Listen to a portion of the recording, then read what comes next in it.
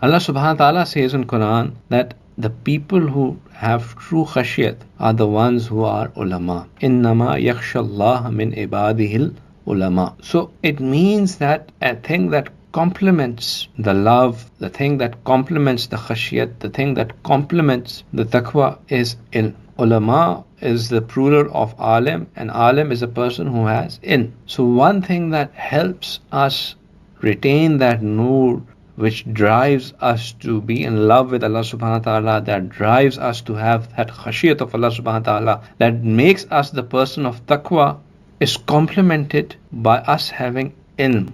Now, what ilm is it that we want to have? That's another question that is to understand. But before I even address that question, what is important for us to understand is that Allah subhanahu wa ta'ala has laid and paid a lot of importance on actually ilm itself. Allah subhanahu wa ta'ala had said that the people of ilm they stand out from the rest of the people. Kul hal yastawi alladhina ya'lamuna walladhina la ya'lamun. That can those who do not know become equal to the ones who know? Is it even possible? Allah subhanahu wa ta'ala is asking a rhetorical question. Is it even possible that a person who knows is equal to the person who does not know? It's not. It's absolutely not possible. A person of ilm, a person of knowledge, a person who knows something is far beyond a person who does not know. And we observe that in our daily lives all the time. Likewise, Rasulullah sallallahu alaihi wasallam said that when Allah subhanahu wa ta'ala really wants to do some good with somebody, Allah subhanahu wa ta'ala wants that this person get blessed, this person be taken care of, Allah subhanahu wa ta'ala grants him with the knowledge. Man yuridallahu bihi khayran yufaqqihu fid deen. When Allah wishes good for someone, He bestows upon him an understanding of deen. In another place, Allah subhanahu wa ta'ala says that when Allah subhanahu wa ta'ala wants to elevate someone, remember we have the effort that we have put in the month of Ramadan was to acquire closeness with Allah subhanahu wa ta'ala. But as we know that even among the close people, there are levels. There are those who are very close and those there who have just in the closeness.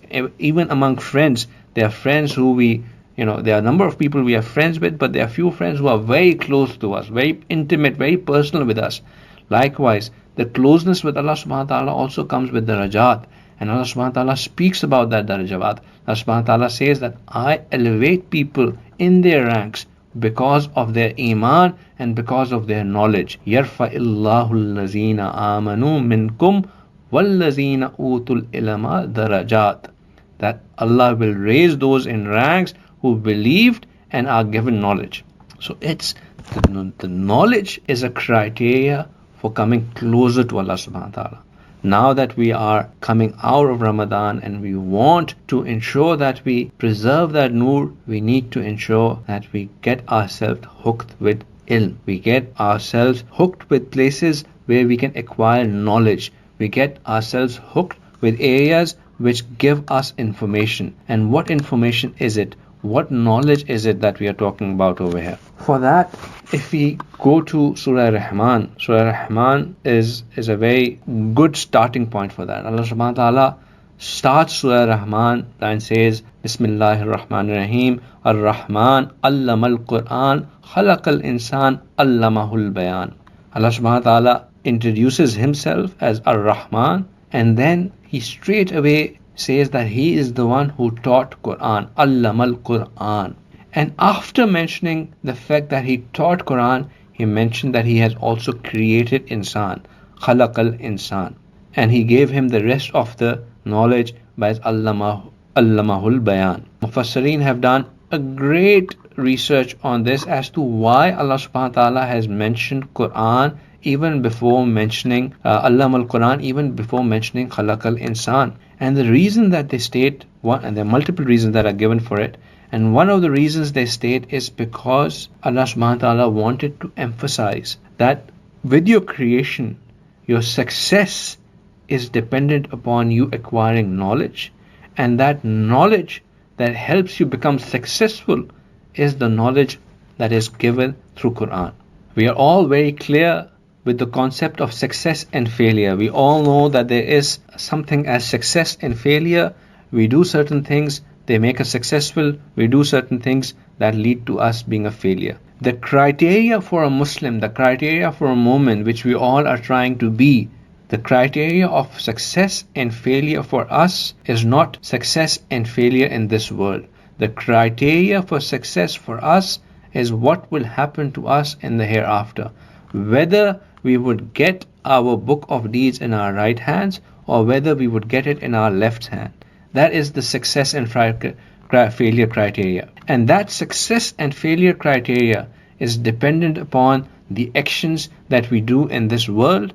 And for us to know what are the right actions that will lead us to having the book of deeds in our right hand, or what would avoid from having the book of deeds in our left hand and from drowning in our own sweat, comes from ilm. And that ilm is ilm of Quran, because Quran defines the entire criteria. It lays out the entire manifest that we need to follow to abide by our lives. The Quran is the manual that has been created by our own creator. That manual issued by our own creator. Our creator is Allah subhanahu wa ta'ala. Quran is the guide, the manual He has given to us for us to make the best out of our lives. The Quran tells us what are the limits within which we live, and Quran tells us what are the maximum that we can achieve and what is the maximum boundaries we can go to.